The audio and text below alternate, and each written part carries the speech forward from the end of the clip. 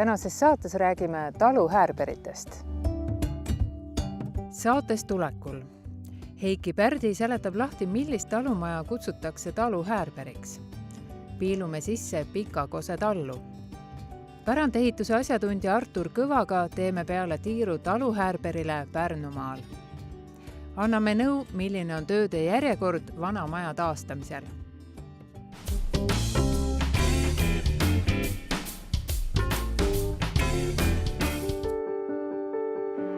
Eestimaa on täis väiksemaid ja suuremaid talusid, mõnesid neist aga kutsutakse taluhäärberiteks.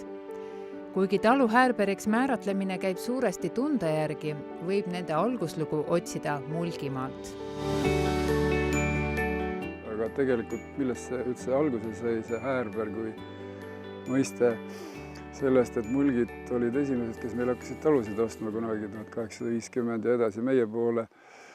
Ja siis nad olid muidugi uhkust täis, raha oli ka neil parasjagu palju, kuna nad kaubitsesid, kasvatasid ja kaubitsesid linaga.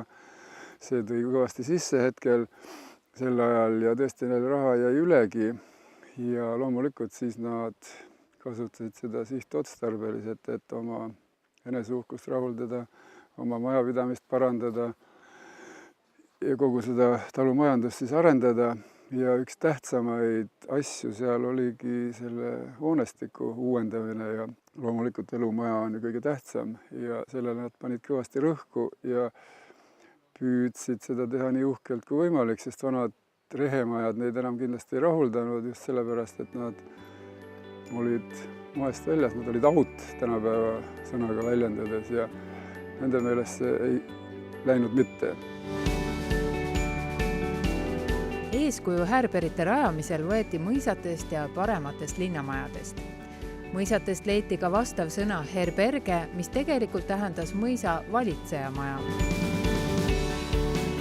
Mõisal on häärber, siis peab meil ka häärber olema ja sealt see nagu läkski käibesse, see häärberi sõna ja ka siis sellele vastav hoone.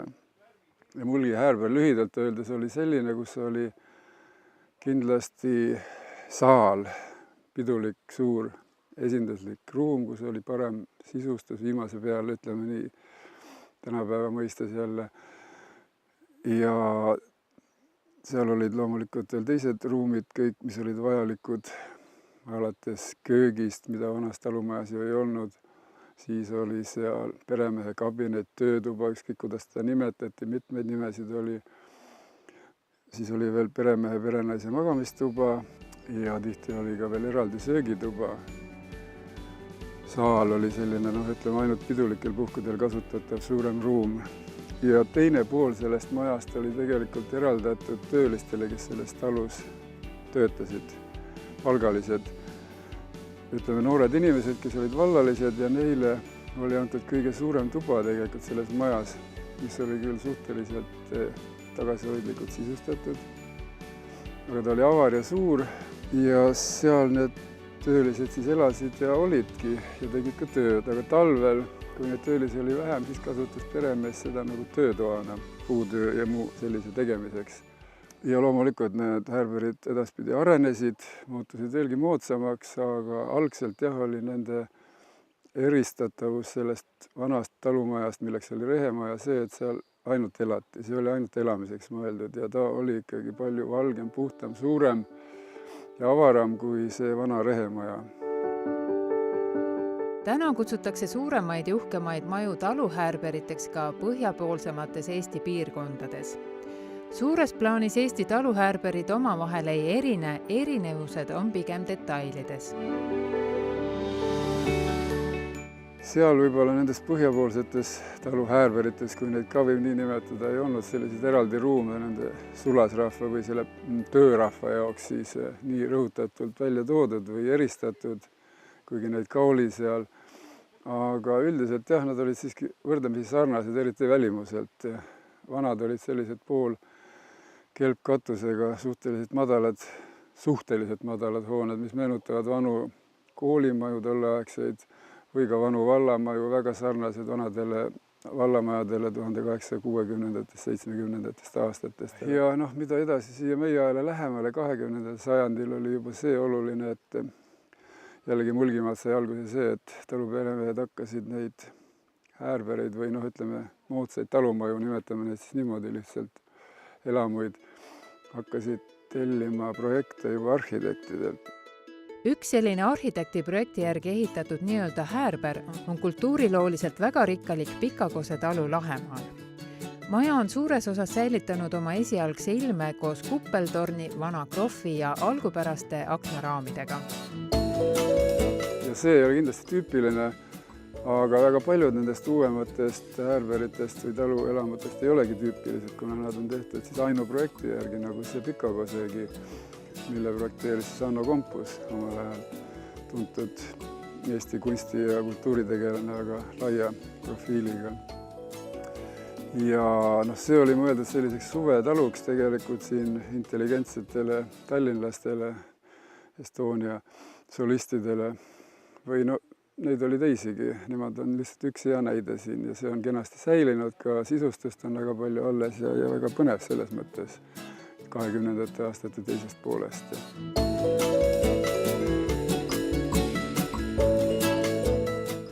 No meie talu on nüüd selles suhtes, on ta natukene teises mõttes ühesõnaga muuseum, kui ta on rohkem kultuurilooline talu, sellepärast et maja ise ehitati aastatel 25-28 ja ehitajaks oli siis meie tollane ooperilaulja Karl Viitol oma pianistist abikaasa Helmi Viitoliga. Ja ta oli hästi seltskondlik inimene, kes tegi endale väikse suvila kuskile, ta oli palju sõpru, nii et ta tegi tolle mõistes küllaltki suure, nii et sõbrad saaksid ka käia ja siis niimoodi kujuneski, et ka kogu see tolleaegne Estonia seltskond käis kõik oma suvedel siit ikka läbi, nii et kes olid nagu pidevalt, olid siin Liina Reimann, Raimond Kull, Erna Vilmer, Ants Lauter, mäletan ise neid veel väikse poisina, kui Erna Vilmer oli oma suved siin ja Lauter käis oma oinaks kutsutud võrriga tal külas siin teatrijuttu rääkimas ja nii, et selline kultuurirahva selline kokkusaamiskoht on ta olnud. Teil on siin väga palju asju, võiks öelda, et tihedalt täis igasuguseid esemeid. Kas need kõik kuuluvad kuidagi tollesse ajastusse veel? No nad on mingil määral seotud ja ka need raamatud on seotud, sellepärast et võtame kas või siit näiteks, et Gustav Ernesaks kutse, ka Ernesaks suvitas 2 suve siin Valgejääl kunagi ja siis maja oli rahvast täis küll, aga ta oli siin metsas juulaoniks kutsutud väike majake, mille uks suuremaks saeti, et klaver sisse mahuks, aga seltsielu käis siin ja siin ta kirjutab ka sedasama asja, et Pikakosel Viitrite majas oli alles osa Urda raamatukogust ja siit teedis ta ka oma esimeste soololaulude sõnad ja nii, et hakkame mehed minema alla valgete kaskede, Sineli, kas mul õnne, need on kõik siin Valge metsas sündinud laulud, nii et kõik need ja kõik, kes siin oma suvesid ka veetsid, ega nad üle ega ümber Pikakosest ei saanud, siin Liina Reimanni mälestustes ka jällegi Pikakose maja ja kõik, kes siin käisid, nii et ja Pikakosele jäi siis ka oma pensionipõlve pidama siis praost Aleksander Moorfeld, kelle pilt on seal seinal ja tema vanast peast sai ka sellise hellitava tiitli endale, et Eesti lipu isa. Täna toimuvad siin akna restaureerimiskoolitus, et teete korda oma talu aknaid, jah? Jaa, teeme õieti korda neid asju, see on selle asja juures tähtis. No eks siin on välisfassaadil on palju puudujääke ja kõike, aga see ongi nii, et on ka võimaluste asi, aga midagi ära ka rikkuda ei taha. See on see kõige tähtsam selle asja juures, et kui midagi teha, siis tuleb siiski püüda teha õieti. Et eesmärk on säilitada vana ilme, et algupärane ilme ja algupärased detailid. Kui me siin ruumis ringi vaatame, siis mis need on detailid, mis on veel sellised ehitusaegsed? No ühesõnaga sellest ajast, kõik ei ole. Eks aeg on ikka igale pool üle käinud, aga mõned asjad on ikka nüüd päris need, kus on see kroonlühtergi on veel vanad, teises toas on ka majaperenes Helmi Viitoli klaver, mis on pärit Urtade kodust. Vana kamin? Jaa, see on töökorras? Täiesti töökorras. No me oleme oma perega siin kõik ikkagi tavaliselt see jõuluvahed ja sellised asjad oleme siin ja siis on see pidevalt siin kööb ja kõik. Et ühesõnaga need samad ruumid on ka meie eluruumid tegelikult.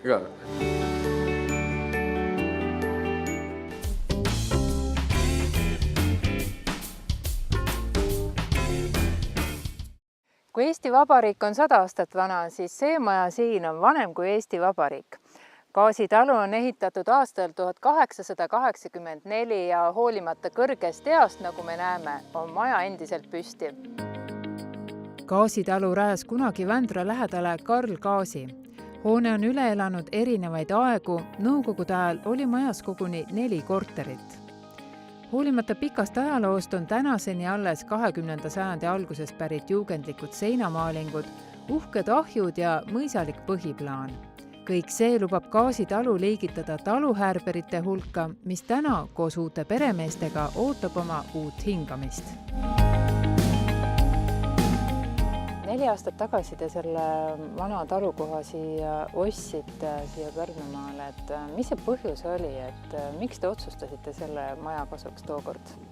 Ma arvan, et nagu 2 asja oli, et üks oli see, et tema plaan, mismoodi ta nagu on, kuidas siin sees olla on, et see on see, mis meile meeldib.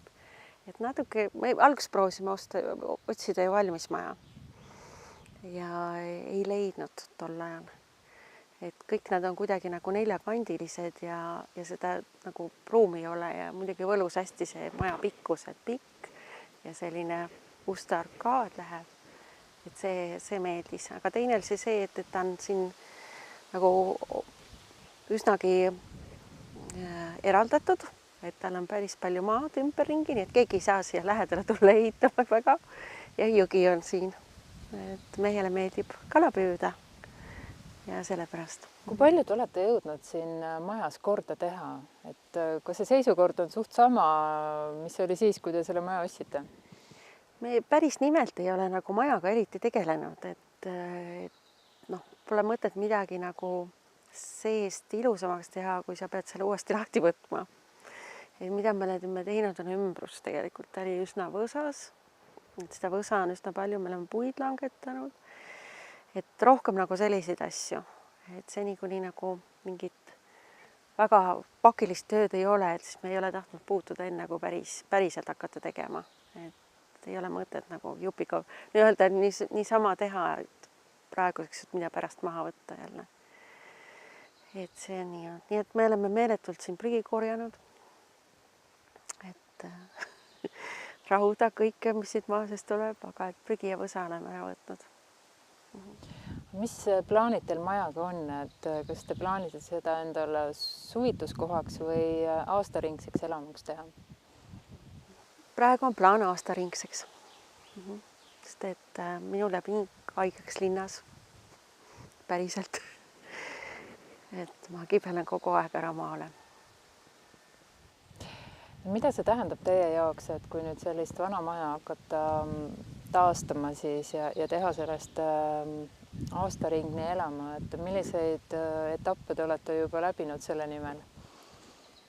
Et me oleme siis konsulteerinud väga palju ja käinud ka õppimas, et vana maja maapäevadel Rocca al Mare Vabaõhumuuseumis arhitektiga oleme rääkinud, konstruktoriga, arhitekt on meile plaani teinud, ka maastikuarhitekt tegi meile plaani.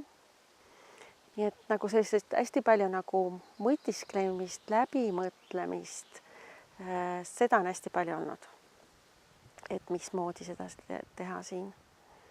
Et ei ole nagu ühtegi valmis vastust, et iga maja on unikaalne, selline maja. Ja sellepärast tuleb päris palju mõelda. Täna me oleme siin ka koos pärandehituse nõustajaga, et on teil äkki temale ka mingisuguseid konkreetseid küsimusi? Et me oleme arhitektiga nagu arutanud või õigemini arhitekt on muretsenud selle üle, et milline põrandasoojustus valida. Et kuna praegu on põrand alt tuulutatav, et mida siis sellega teha, et see oleks üks küsimus ja teine on siis väljas seinasoojustus, et kuna me väljas soojustame, et siis kuidas tema näeb seda.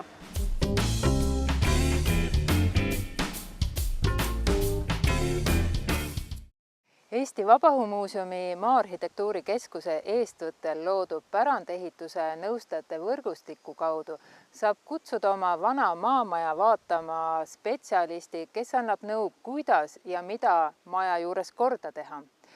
Nõustajad on leitavad kodulehelt maamaja.eu. Nüüd aga vaatame meiegi üle oma ala spetsialistiga just gaasitalu seisukorra. vana taluhäärberi vaatab üle pärandehitaja Artur Kõva. Tema sõnul võib juba eemalt öelda, et maja on pikalt tühjana seisnud. Täpsema hinnangu andmiseks tuleb üle vaadata maja põhikonstruktsioonid. Kuigi vundament näeb siin kohati üsna rääbakas välja, on ta väga hästi säilinud, et põhiline, mida võib-olla teha vaja olekski see vana mürt eemaldada ja kivid uuesti tagasi panna, sellepärast et vundament üldine jooks on tegelikult üsna sirgesti säilinud. Järgmise etapina vaataks, mis vundamendi pealt nüüd järgneb, on alumine palgirida. Et trelliga on võimalik teostada kiire kontrollpuurimine. Ja saadud puru järgi on võimalik hinnata alumise palgi seisukorda, vähemalt konkreetses punktis.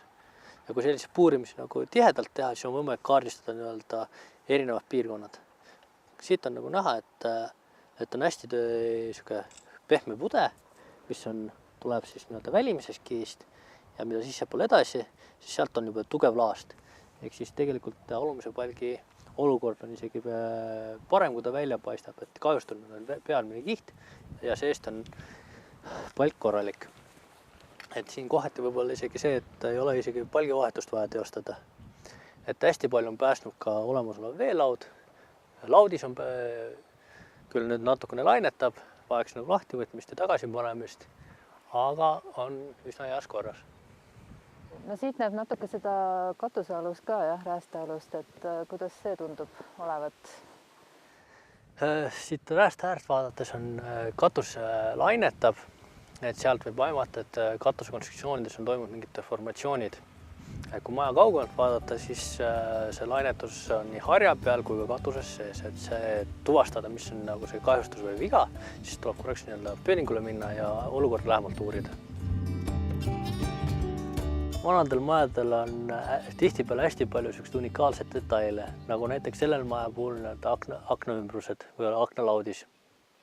Et võimalusel tasuks neid maja unikaalsuse mõttes säilitada ja vajadusel ka näiteks rekonstruktsioonid teha. Näiteks siin pool on need ilulõiked tehtud, järgmise poole pealt on pandud kas just esimene ettejuhtulaudis, aga lihtsalt on asenduslaudis pandud. Vanades majades võib tihtipeale leida unikaalseid elemente, olgu selleks põrandamaaling, seinamaaling, mingid vanad ahjud.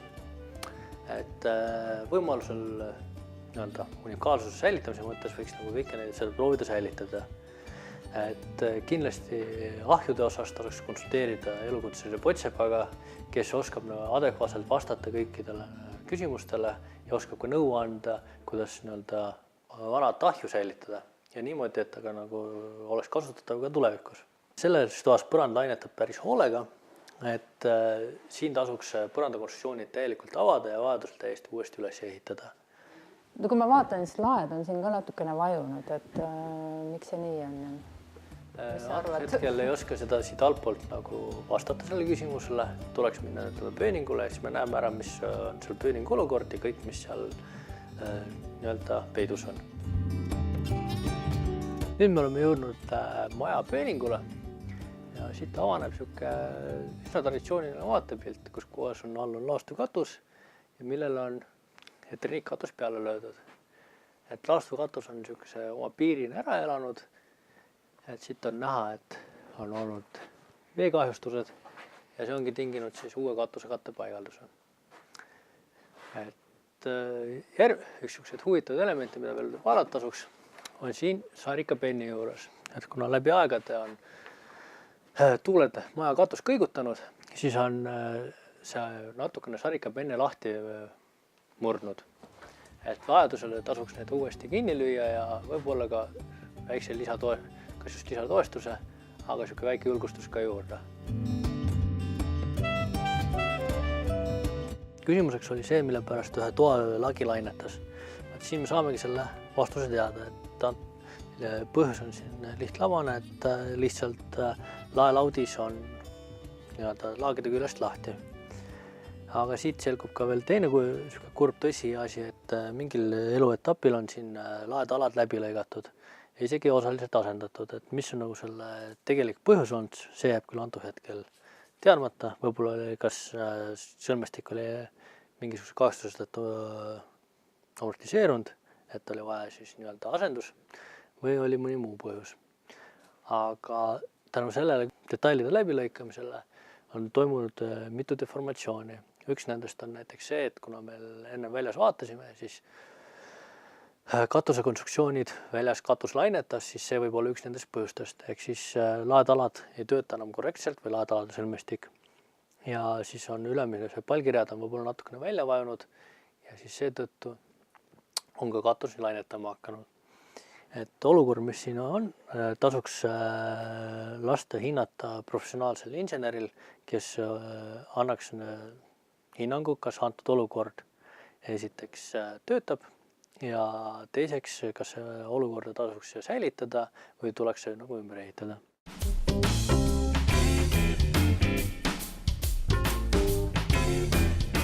Me tegime nüüd väikese ringkäigu ära selle maja peale, et kuidas sulle tundub siis, et mis seisukorras see maja on? Potentsiaalikas. Mis see tähendab? See tähendab seda, et suuri kahjustusi, mis nagu ütleks seda, et võtta buldooseri lükka laiali ei ole. Et temas on nagu elementkahjustusi, siin-seal on ühed ja teised punktid, aga ei midagi niisugust traagilist. Ja kuna majal ei ole ka väga suurt kultuurkihti peal, siis tegelikult omanikule lähtepositsiooni ülesandena on ta nagu väga hea algus. Et enamik niisuguseid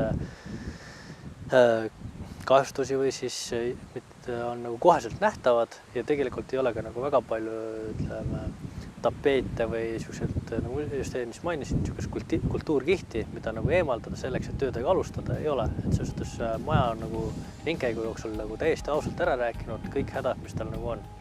Omanikul oli tegelikult kaks sellist põhilist küsimust, et üks oli põranda kohta, et kuidas põrandat soojustada ja teine oli see, et kuidas ka väljaspoolt soojustada, et millised need sinu nõuanded on siin kohal? Kui alustame väljast soojustamise osas, siis väljast soojustamine ongi puitkonstruktsiooni või puithoone puhul ainuvõimalik lahendus. Et sellel on põhjus on puht ehitusfüüsikaline, et kõiksugused kastepunktid ja kondensi osad jääks nii-öelda puidu sisse, vaid saaks need väljapoole tuua ja vajadusel isegi niimoodi, et jääks kuhugi õhk vahesse. Lahendus nii-öelda väljavalimine, see kuulub tegelikult ikkagi omaniku kui ka arhitekti inseneri koostööle, et milline võiks olla siis nagu antud hoone nii-öelda parim lahendus. Põrandaga on täpselt samamoodi, et selles suhtes ei välista ei valatud põrandat ega ka siis puitkarkasspõrandat. Et siin ongi jälle see, et on koostöö nii arhitekti või inseneriga ja on omaniku vahel, et see ideaalne lahendus tuleb seal nii-öelda koostöös leida. Et nii valatud põrandal kui ka puitpõrandal on need omad plussid ja miinused, et nendest tuleks siis ikkagi nagu see otsus vastu võtta. Et kui teha puitkarkasspõranda puhul, siis tuleb arvestada seda, et alt tuulutatav, tegemist on antud maja puhul alt tuulutatava põrandaga, siis tuleb ka nii-öelda jälgida seda tuulutusrežiimi, et need tuulutusavad õigel ajal lahti oleksid ja õigel ajal kinni paneks. Valatud põranda suur boonus on see, et võib täiesti nagu loobuda või puudub vajadus jälgida igasugust tuulutusrežiimi, aga samas on ka temal nii-öelda omad nõksud ja keerud, ehk alates sellest, et teda on nõks keerulisem ehitada ja tahab niisugust professionaalset kätt saada. Kuidagi see maja üleüldiselt, kuidas seda nagu renoveerida või kuidas temaga nagu tegutseda, siis on üks natuke anekdootlik aforism, et kuidas süüa elevanti, siis vastus on väikeste ampsude kaupa. Ja siis maja renoveerimisega on täpselt samamoodi, et tuleb suur maja ja jagada väikesteks etappideks, mis oleks nii rahakotile kui ka füüsilistes võimetele vastavad. Et siis ei ole ka suuremat sorti maamajaga nagu väga suur väljakutse. Millest siis alustada? Millisest väiksest ampsust? Esimene väike amps ongi lihtsalt see, et maja kaugelt vaadata ja siis tegelikult kirja panna esimese kõik tööd, mis seal teha tuleks. Et lihtsalt reaalselt ära kaardistada nagu kõik tööd ja siis hakata vaikselt need töid nii-öelda järjekorda panema. Et antud hetkel on hästi palju suuri puid maja ümber eemaldatud, siis esimene lihtne etapp on nagu justkui tehtud. Et siit saab nüüd järjest etapphaaval edasi minna. Et me võime võtta edasi katusekatte vahetuse, võime võtta edasi vundamendi korrastamise, et pigem tuleks siis läheneda ikkagi suurt pilti vaadates ja kõik tööd niisugusest ajakavast paika panna. Ja esimene ülesanne ongi see, et tuleks püstitada lähteülesanne, mis on nagu see suur eesmärk. Et kas on suvila või on aastaringne elamu. Seepärast, et nii tehnilised lahendused kui ka eelarved nendele mõlemal puhul on väga kardinaalselt erinevad. Ja samas tuleks hakata ka kokku panema meeskonda, kellega seda maja nii-öelda renoveerida. Tasuks külastada valla ehitusnõuniku ehk siis tutvuda ehitustingimustega, millised on võimalused ümberehitamiseks, et ka vallaametnikku ei tasu vaadata kui niisugust konkurenti, kes kaikakotarast loobib, vaid pigem ka koostööpartnerid, kelle puhul võib tegelikult saada väga head juriidilist nõu. Ja kui kõik niisugused asjad on paberi peale, lihtlabusalt paberi peale paika pandud, siis võiks hakata juba mõtlema selle peale, et kuidas edasi. Et järgmise etapina tasuks teha korda kandekonstruktsioonid. Ehk siis teostada palgivahetused, vundamendid korda, avada põrandad, taastada põrandatalad, antud hoone puhul avada laed, teostada laekonstruktsioonide korrastamine ja niisugune hästi suur ahvatlus alustada siseviimistlusega, tegelikult see on üks niisugune kogu selle suure kalenderplaani hoopis teises pooles, sellepärast et kui alustad siseviimistlusega kohe, siis võib juhtuda olukord, kus kohas te peate just renoveeritud siseviimistluse eemaldama selleks, et taastada mõnda kandekonstruktsiooni.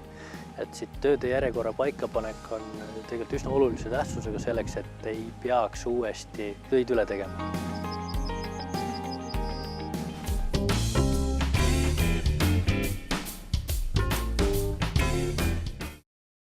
Nagu me tänases saates nägime, siis pealtnäha võib olla natukene tagasihoidlikes taluhäärberites võivad sees olla tegelikult uhked seinamaalingud ning teised detailid, mida märgata ja hoida.